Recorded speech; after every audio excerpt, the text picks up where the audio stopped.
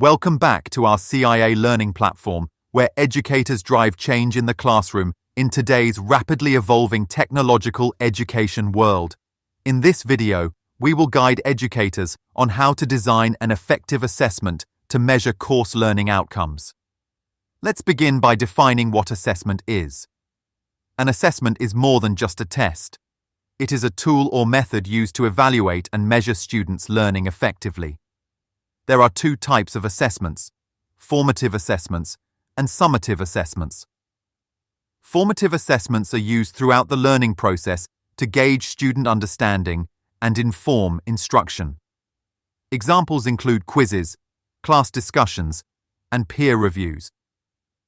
The goal of formative assessments is to provide ongoing feedback to students and teachers, allowing for adjustments in teaching strategies and learning activities. Summative assessments are conducted at the end of a course or an instructional period to evaluate student learning against specific standards. Examples include final exams, standardized tests, and end-of-module, week or unit projects. Summative assessments are typically used for grading purposes and to measure the effectiveness of the instruction. Having defined and examined different types of assessment, let us explore 5 key principles for designing effective assessments. First, clarity of purpose. Assessments should have a clear purpose that aligns with learning objectives.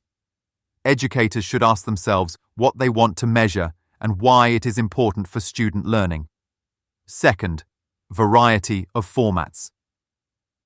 Incorporating different types of assessment formats can provide a more comprehensive understanding of student learning.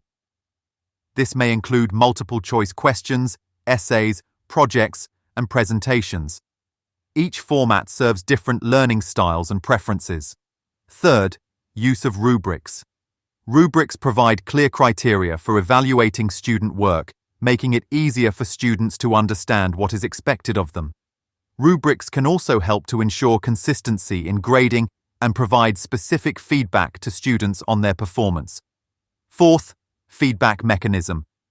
Effective assessments should include mechanisms for providing feedback to students.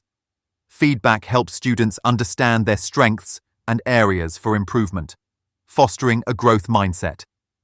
And fifth, reflection and revision. After implementing assessments, educators should reflect on their effectiveness. Analyzing student performance data and gathering student feedback can help identify what worked well and what could be improved in future assessments. Call to action. Effective assessments are a cornerstone of rigorous, meaningful learning experiences. Leverage the strategies presented in this video to further refine your assessment design with intention and impact. Assignment. Reflect and respond to the following prompts. 1. In your discipline, how do formative and summative assessments function differently to support student learning? Provide discipline-specific examples that illustrate the unique role each type of assessment plays in guiding both instruction and evaluation. 2. Why is clarity of purpose essential when designing assessments at the different learning levels, e.g., elementary, undergraduate, etc.? How does articulating assessment goals influence student motivation, engagement, and the development of higher order or critical thinking? Thank you for engaging with this module on designing effective course assessments.